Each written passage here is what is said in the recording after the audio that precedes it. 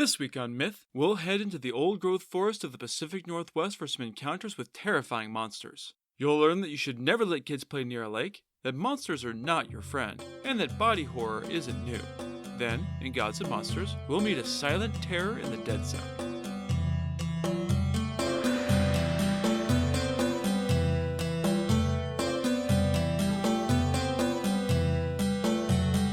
This is the Myths Your Teacher Hated podcast, where I tell the stories of cultures from around the world in all of their original, bloody, uncensored glory. Modern tellings of these stories have become dry and dusty, but I'll be trying to breathe new life into them. This is episode 70, Terror of the Batsquatch.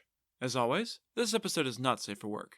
This week's story comes from the traditions of the Native American tribes of Oregon, specifically from the Modoc people of Southwest Oregon, as retold by Jessica Amanda Salmonson. The original tale appears to have been collected in 1877 by Albert S. Gatchet as he was talking with the Tualati Atfalati, or Wapatu tribes, of the Kalapuya family in the Grand Ronde Reservation, according to the 1891 Journal of American Folklore. It's a very cool, very unique story, unlike anything I've seen elsewhere. Once, long ago, the Huluk, also known as the Amhuluk, used to live in Lake Tualatin, which is now known as Lake Wapato, south of modern-day Seattle. It was, and is, a beautiful, relatively shallow lake with a truly stunning forest running right up to the very shore of the lake itself. The Huluk does not live there anymore, as it long ago grew too large for the lake and left to find itself a better home, but in the old days it was seen frequently in and around the lake. The Huluk was a massive creature, and was as slow and clumsy on land as anything that size tends to be. Being an aquatic creature, it was much more comfortable and dangerous in the water. Whenever it would crawl up onto shore, it would waddle with the exaggerated sway of a porcupine, massive spiked quills and all, dragging a broad, flat beaver's tail behind it. Continuing its odd mishmash of features, the Huluk had a single long, slender horn centered between big clamshell ears like a moose. To round out its bizarre appearance, it had large, wet, protruding eyes that never seemed to blink. Think a chihuahua the size of a car. Its fur was smooth and oily like an otter's, and its horn was covered in dull red and white spots along its full, dull length. One day, back when the Huluk still roamed the lake, 3 children were out digging edible roots for dinner. Think wild onions or potatoes. A little girl, a slightly older boy, and an even older boy. The boys were dressed in warm coats of striped deerskins, decorated with bright red beads, while the girl was dressed in a sleeveless dress of sealskin, woven with braided mountain sheep wool, and had a cute cap of bobcat fur on her head. All 3 were diligently working on getting the roots they had been sent out to find, so none of them noticed the Huluk when it emerged from the water. As it slowly waded toward them from the lake, the younger boy, the middle child, spotted it. He had never seen anything like it before, so he decided that it must be a beaver the size of a bear. And honestly, it's not the worst guess I can think of for a unique monster that seems like a Frankenstein's monster of different animal parts. He was young enough that he still basically thought of himself as immortal, which made him bold and fearless. The sight of such a big, awkward creature galumphing towards them made him laugh out loud. It was such an absurd sight that he just couldn't help himself. His sister looked up at him, puzzled at this sudden, unexpected outburst. "What's so funny? What are you laughing at? Do you see something?" The boy pointed towards the Huluk. "How could you miss that big bastard? It's such a silly-looking thing, isn't it? That horn is pretty cool, though. I kind of want it. To keep."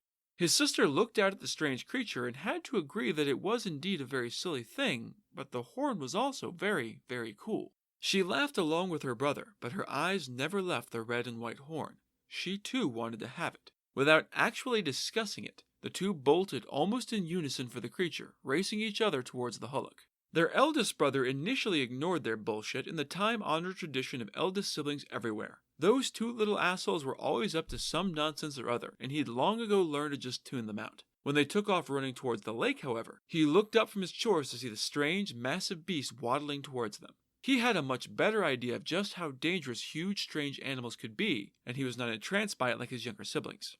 "Get your asses back here, you 2. I mean it. That thing looks dangerous."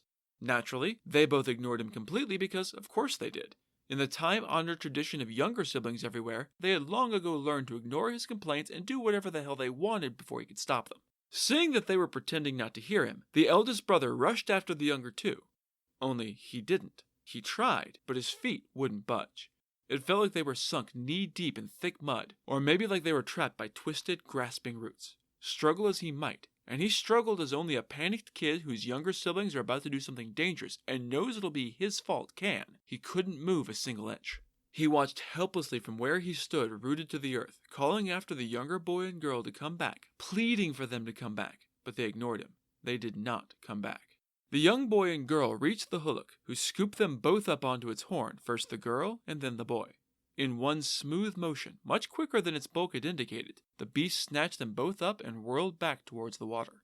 From where he was standing, immobilized and helpless, it looked to the elder boy like the creature might have impaled them both on its horn, but that didn't make any sense. They were both clearly still alive and in no pain, since they both laughed all the way into the lake.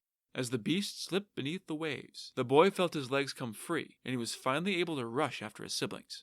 He raced to the lakeside, but he could see no sign of his brother and sister, so he fled back to the village in terror. He found his mother and father, and he told them what had happened, that his brother and sister had been taken by the monster of the lake and had either been drowned or impaled, though he wasn't sure which it was. Almost immediately after, the eldest boy came down with a sudden mysterious illness and collapsed. He was taken to the longhouse to rest, but he only got worse. He began to sweat and moan in agony, and his brother brought him a tanned cougar skin blanket to cover her son and ward off a chill. As she covered her sick child, she saw that his skin was covered in strange red and purple spots.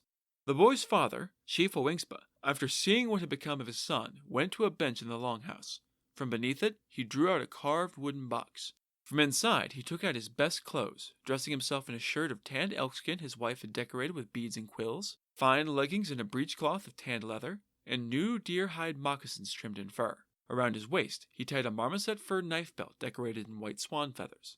Around his neck, he draped a necklace of bear claws to symbolize the strength of the warrior and rare shells to symbolize the power of the shaman. He darkened his cheeks with soot to make himself seem more fierce. Last of all, he donned a magnificent headdress of white swan feathers, interspersed with the red and black feathers of the woodpecker.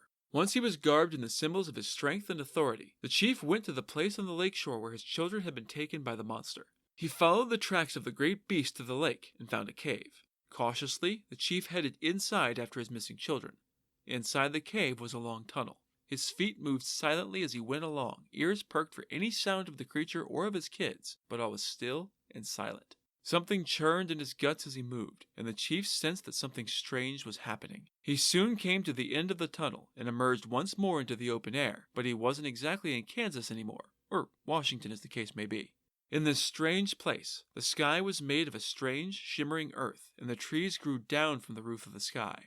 He peered out into the mist, and, off in the distance, he could see the waddling bulk of the hullock trudging off with his children clinging to its strange speckled horn. Its wide tail dragged behind it as it plodded away, and its quills dragged into the soft earth, leaving a trail that was child's play to follow.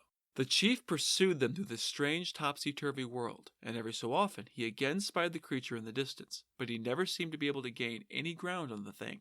Even as slowly as it seemed to be waddling, each time the chief was able to spot it, the beast was no closer and no farther than it had been the last time. Time was strange in this odd place, so the chief wasn't sure how long he had been pursuing the beast, but he suspected it had been hours. Up and down a series of endless gullies he went, pausing at the top of each to spot the monster. Finally, as he crested another in an endless series, he stopped, put his hands to his mouth, and called to his son and daughter to let go of the horn and come to him. To his dismay, the children clung even tighter. Father, we are different, different, different. The chief's pursuit continued down into another gully. He thought he had been chasing them for an entire day now, so he made camp in the base of the gully he was in. The next day, as soon as he had rested, he set out again. He crested the next gully, and again saw the two clinging to the hullock's horn, and again called to them to let go and come back. Again they called back that they were different, different, different. The hullock continued on at its inexorable pace, and even though it never seemed to exert itself, it continued to stay exactly the same distance away like something out of a nightmare. For 5 days, the chief followed the hullock. 5 times he climbed into and out of another seemingly identical gully. 5 times he called out to his children from the ridge at the top to let go and come back. 5 times they called back that they were different, different, different. He could never catch up to them, and they never let go.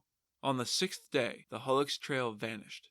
The chief followed it to an old lava bed, but the trail didn't pick up beyond it. He searched and searched, but could find no trace of the creature or of his children. He called out for them until he was hoarse, but he never heard a reply, not even their despondent call that they were different, different, different.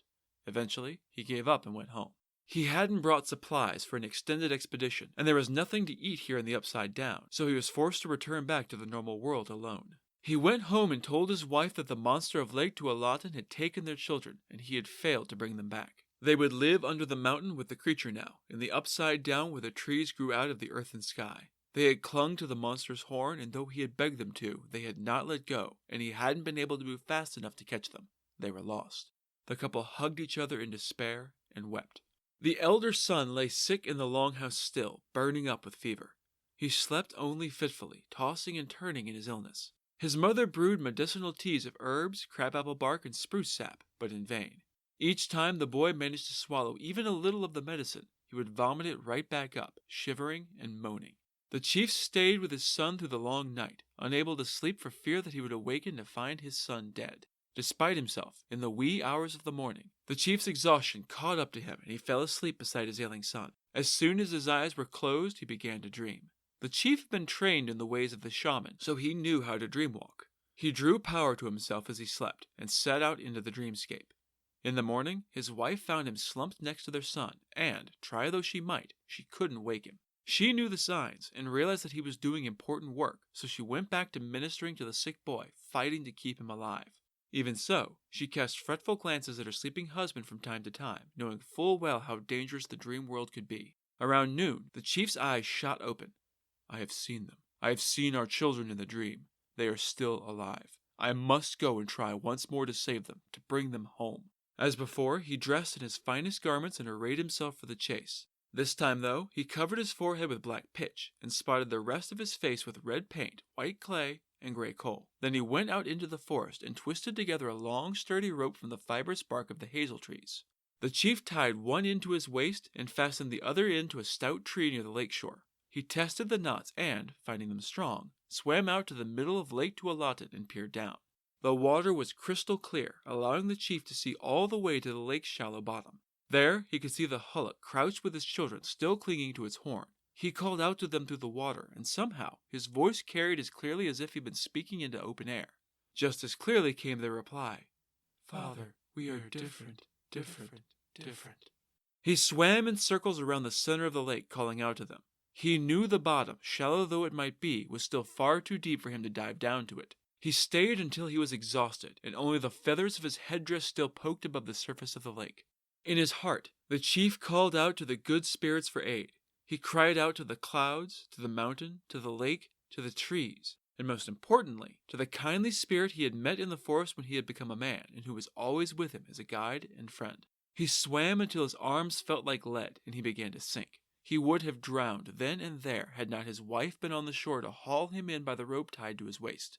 Dressed in a cedar bark dress and a robe of seal, raccoon, and bobcat fur, she pulled on the rope hand over hand until her husband was safely on the shore, gasping for air. She pulled him close to her, wrapping them both in the warmth of the robe until he stopped shivering. The next day, he went back out onto the lake to repeat the entire thing, and was again pulled out of the lake and warmed by his wife. For 5 days they did this. Each day he called down to his children, and each day they called back that they were different, different, different. On the 5th day, something was different. His children had lost their hair, and their eyes had grown huge and black and lidless. Their bodies had melted together into one strange, twisted form with 2 heads, mottled in red and white spots. Still he called to them to come and swim up to him, and both heads called back that they were different, different, different.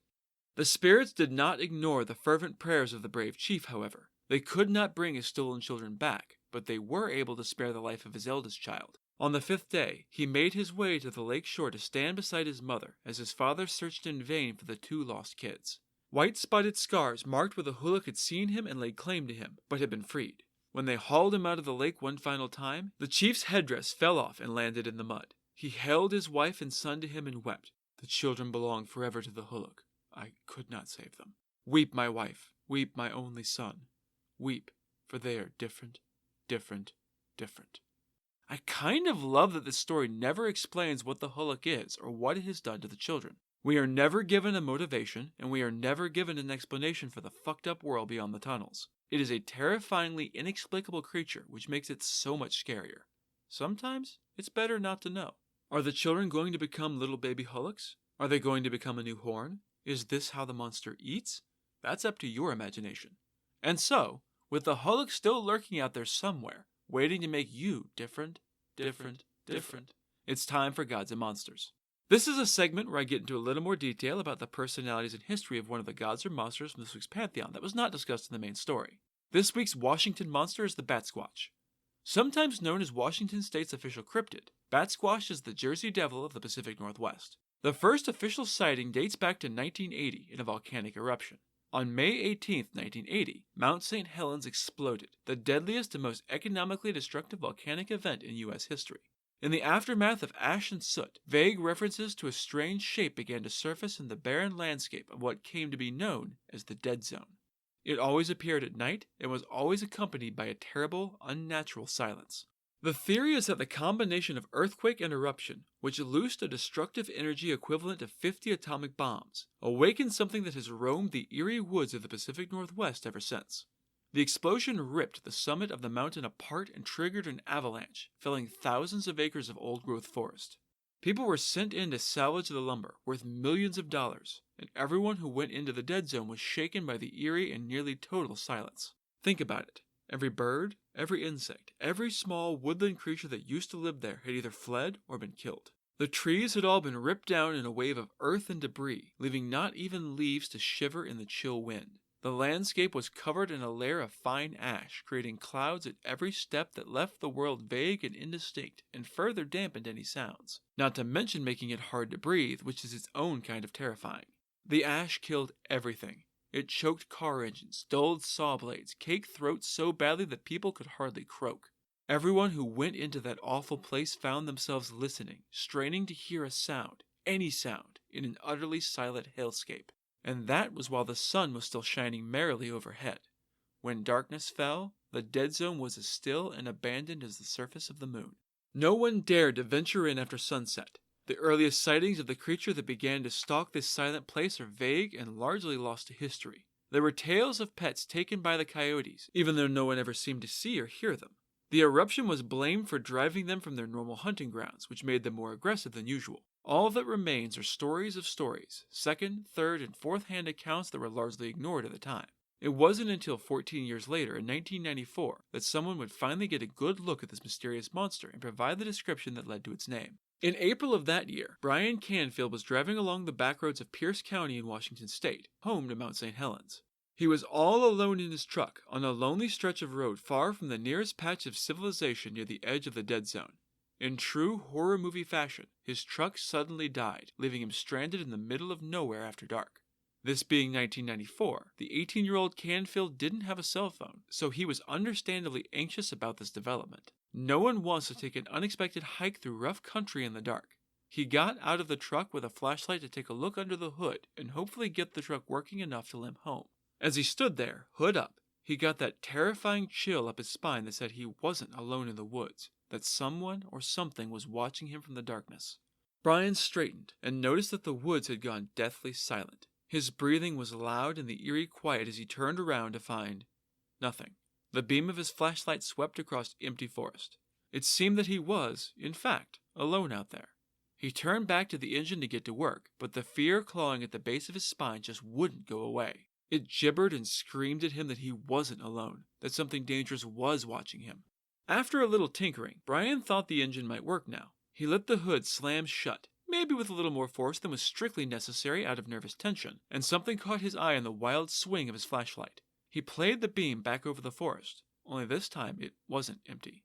Directly in front of him, no more than 30 feet away, was a huge mass of bluish fur. He raised the beam up, then up some more. The creature stood around 9 feet tall, thickly muscled, with a face that looked like some sort of cross between a bat and a wolf. It had small black bat eyes set deep above a wolf-like muzzle, but squashed and broader than any wolf. The bared yellow teeth were decidedly canine and terrifying, though its tufted ears looked more like those of a bat, large enough to be able to hear any slight sound in the darkness. Its feet were thin and bird-like, tipped with long, wickedly sharp talons. And its arms extended out hugely on either side of the creature with long, thin fingers into wide, leathery bat wings, strangely pale next to the blue fur. The creature crouched in the unexpected light, dazzled and hunched with its wings pulled around it for protection. It adjusted quickly, and its wings stretched out on either side in a 30-foot wingspan, chest rippling with powerful muscles. Brian took a step back, hands shaking as he desperately clutched the flashlight, terrified of dropping the only light. He wanted to run, to flee, But this was the desolate forest, and only a fool tries to run through the woods in the dark. You won't get far without running into something or tripping over something, maybe breaking your foot in the darkness. Maybe he could hide. He took another step, certain that turning his back on this beast would be his last mistake. Maybe he could hide in the truck. Almost as though the creature had heard Brian's panicked thoughts, it leapt into the air with a giant slap of its leathery wings. Its jaws dropped open to reveal more yellow teeth and a thick, pink and black speckled tongue as it screamed out a high-pitched cry. The creature covered most of the 30 feet between them in a single leap, coming to rest on top of the truck in a screech of tortured metal. So much for hiding in the truck. Brian screamed in terror and leapt for the truck at the same time, scrambling in the dust to crawl underneath. He didn't think about the decision until after he was already lying there under the truck, listening to the shock squeal and protest as the beast shifted its weight. He did his best to stifle his panicked breathing through the long, cold, terrifying night. He huddled in the darkness beneath his truck, hoping against hope that the creature wouldn't be able to get to him. Most of the night passed in tense, unearthly quiet. Brian strained his ears desperately for any sound in the silence.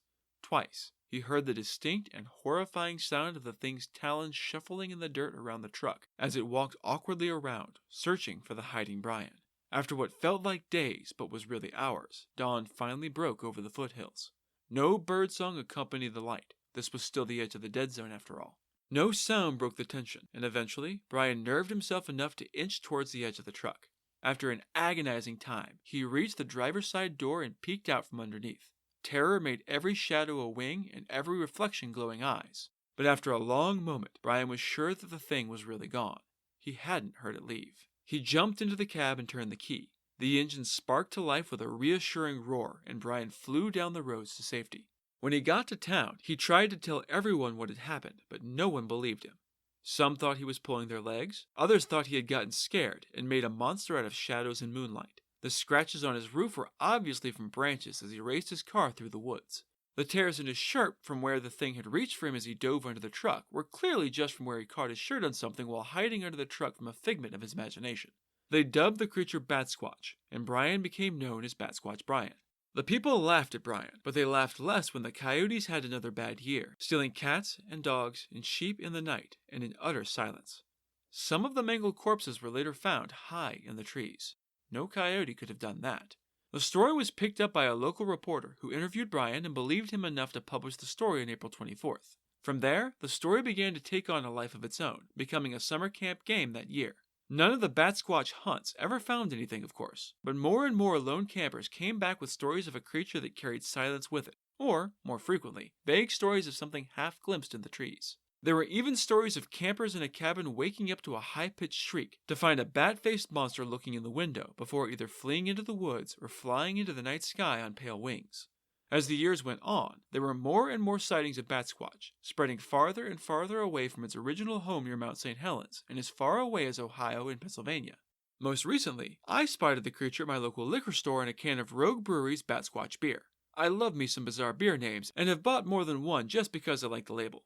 So the next time you're in Washington State, why not head out into the forest near the sleeping volcano and crack open a cold one at the edge of the dead zone? Surely nothing bad will happen, right? That's it for this episode of Myths Your Teacher Hated. Keep up with new episodes on our Facebook page, on iTunes, on Stitcher, on TuneIn, and on Spotify, or you can follow us on Twitter as @HardcoreMyth and on Instagram as Myths Your Teacher Hated Pod. You can also find news and episodes on our website at mythsyourteacherhated.com. If you have any questions, any gods or monsters you'd want to learn about, or any ideas for future stories that you'd like to hear, feel free to drop me a line. I'm trying to pull as much material from as many different cultures as possible, but there are all sorts of stories I've never heard, so suggestions are appreciated. The theme music is by Tiny Cheese Puff, whom you can find on Fiverr.com.